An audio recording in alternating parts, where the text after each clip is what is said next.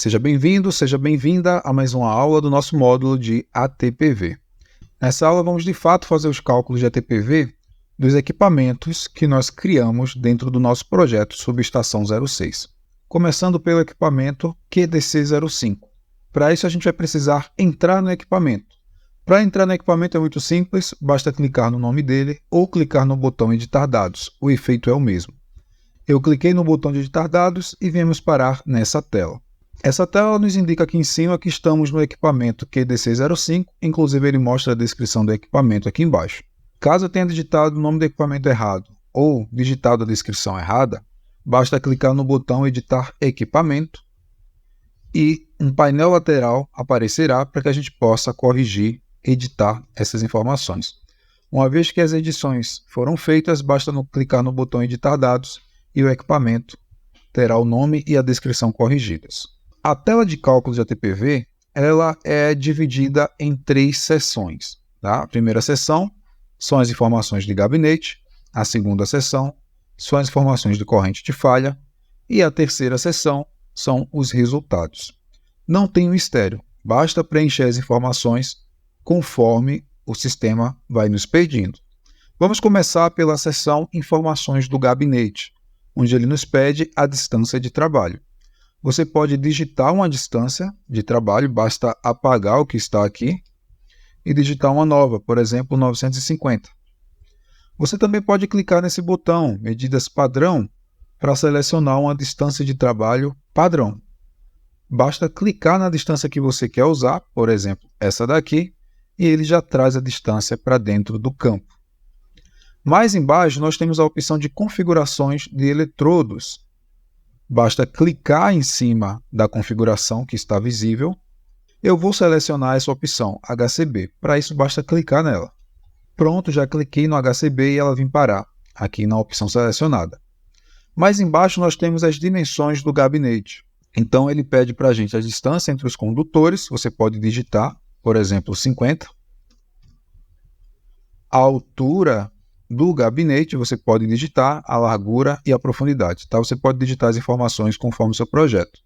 Caso você queira usar as medidas padrão, basta clicar nesse botão que uma janelinha com as medidas padrão se abre para você.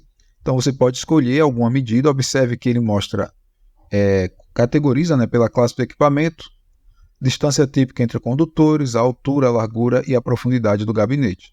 Você seleciona aquele que satisfaz as suas condições. Repito, caso você queira usar distâncias padrão. Tá? Eu vou usar, por exemplo, essa daqui. Veja o que aconteceu. Eu selecionei uma opção, ele já trouxe para mim a distância entre os condutores, a altura, a largura e a profundidade desse gabinete. Note que, de vez em quando, o sistema vai te mostrar algumas notificações. Essas notificações garantem que você não vai preencher nada da forma errada. Sabemos que esse módulo calcula o ATPV conforme a norma IEEE STD 1584 de 2018. E essas notificações que vão aparecendo para a gente vão indicando quando você preenche alguma informação que foge à norma. Tá? Então, repito, essas notificações indicam que você está fazendo alguma coisa errada. São bem simples de entender, basta ler o que ela está dizendo e fazer as correções. E basicamente o que ele está dizendo para mim é que essa distância não está dentro da faixa de cálculo. A norma que eu citei, ela separa os cálculos em 2 intervalos. Tá? Tem um intervalo de menor tensão e um intervalo de maior tensão. E basicamente essa distância que eu digitei aqui, ela está dentro do intervalo de maior tensão. Se olharmos na segunda seção da nossa tela, onde tem as informações de corrente de falha, vamos observar que a primeira informação que ele nos pede é a tensão do equipamento. E aqui está digitado 0,4 kV.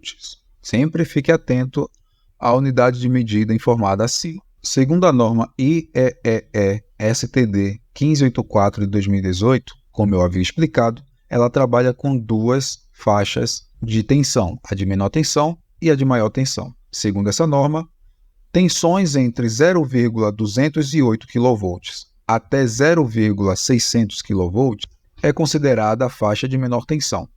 Passou de 600 kV até 15 kV é considerada a faixa de maior tensão.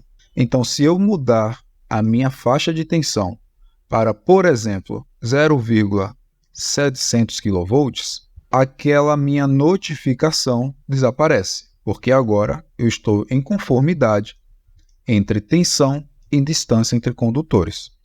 Percebeu? Então você pode ir preenchendo as informações e conferir as notificações de erro no final. Se você colocou uma informação aqui e apareceu uma notificação dizendo para você corrigir alguma coisa, deixe para corrigir no final. Porque provavelmente quando você terminar de preencher todos os dados do seu projeto, nenhuma notificação vai ficar visível. Certo? Abaixo nós temos a opção de corrente de curto-circuito. Eu vou mudar ela para 25 kA, tá? Sempre atento, repito, à unidade de medida informada. Abaixo ele já nos dá um cálculo, um resultado, dizendo qual é a corrente de arco inicial também em kA. Com base nessa informação, eu acesso os dados do meu equipamento de proteção e vou atrás do tempo de atuação das proteções em milissegundos. Essa informação você vai achar no manual de instruções do seu equipamento de proteção. E aqui eu vou trocar para 130 milissegundos. Lembrando que essa informação que eu estou jogando arbitrariamente, porém, repito, você vai encontrar essa informação no manual do fabricante do equipamento de proteção. Abaixo também nós temos um outro cálculo, que é a corrente de arco corrigida, também em kA.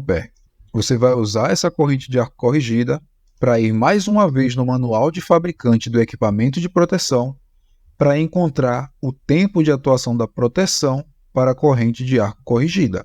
Tá? Essa informação também estará lá. Para esse exemplo, eu vou manter 100 milissegundos. Uma vez que você preencheu as duas primeiras seções, na terceira seção você já terá os resultados calculados. Veja que na tela de resultados você tem 3 abas. A primeira se chama Resultados, a segunda se chama Limites e a terceira se chama Vestimenta. Na aba Resultados você tem todos os cálculos baseados na corrente de arco normal e os cálculos baseados na corrente de arco reduzida. Está tudo detalhado para você ver as informações ponto a ponto. Na aba Limites, você tem as informações da zona de controle, a distância da zona de controle e a distância da zona de risco. E na aba Vestimenta, você tem todas as especificações de EPI conforme a norma selecionada. Tá? Se você quiser trocar de norma, basta clicar aqui em cima da lista e escolher outra norma. Observe que eu tenho 2 categorias de norma. Eu tenho as normas padrão, que são as normas do próprio sistema, e as normas personalizadas, que são as normas que você pode criar dentro do módulo ATPV. Tá? Essas 2 normas de baixo são normas exclusivas da minha empresa. Essas normas de cima são normas padrão do módulo de ATPV.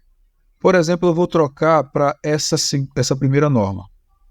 Observe que o sistema já traz uma nova lista de EPIs. Vou trocar para a terceira norma. Observe que, de acordo com a terceira norma, ele já traz outras informações de EPI. Note que ele já determina qual é a categoria do EPI, de acordo com essa norma que eu selecionei, qual a classificação do ar, a lista de EPIs e também tem detalhes da luva, a classe da luva, a cor da luva e a descrição da luva. Tá? Isso para cada uma das normas que eu selecionar. Se você escolher alguma norma que não satisfaça as condições do ATPV, ou seja, eu selecionei uma norma personalizada da minha empresa, só que ela não satisfaz as condições que foram determinadas no meu cálculo de ATPV. Então note que o sistema ele te notifica, ele mostra aqui uma notificaçãozinha de erro, pedindo para que você faça essa correção. Então no meu caso eu vou trocar novamente para a terceira norma padrão, certo? E agora eu não tenho nenhum probleminha, nenhum erro. Veja que o cálculo de ATPV ele é bem simples e rápido. Tá? Essa aula se estendeu um pouco porque eu fui explicando ponto a ponto.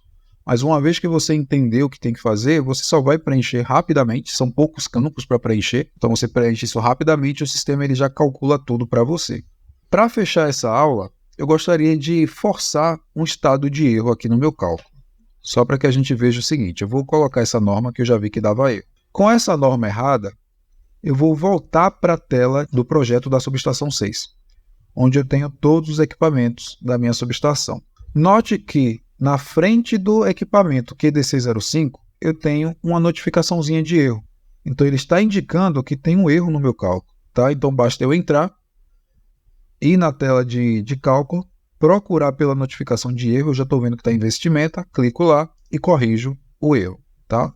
Certo? Por essa aula vamos ficando por aqui. Na próxima aula nós vamos fazer a impressão dos relatórios.